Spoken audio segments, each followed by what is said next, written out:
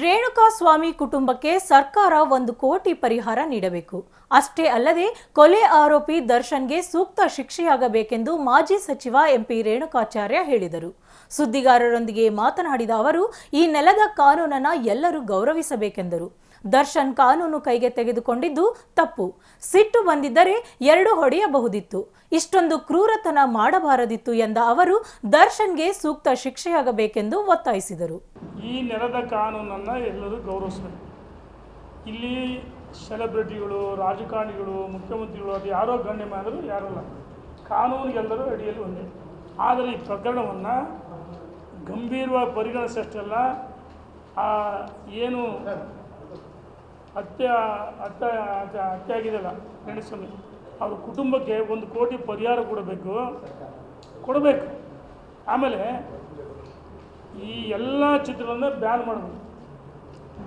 ಅವನ ಆತ್ಮಕ್ಕೆ ಶಾಂತಿ ಸಿಗಬೇಕಂದ್ರೆ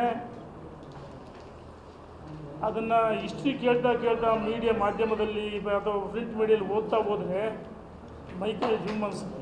ಅಷ್ಟು ಹಿಂಸಾಚಾರ. ನಾವು ಹೇಳೋದು ಆತ ತಪ್ಪು ಮಾಡಿದರೆ ಕಾನೂನಿತ್ತು. ಕಾನೂನನ್ನು ಕೈ ಕೇಳ್ಕೊಂಡದ್ದು ತಪ್ಪು, ಅಪರಾಧ.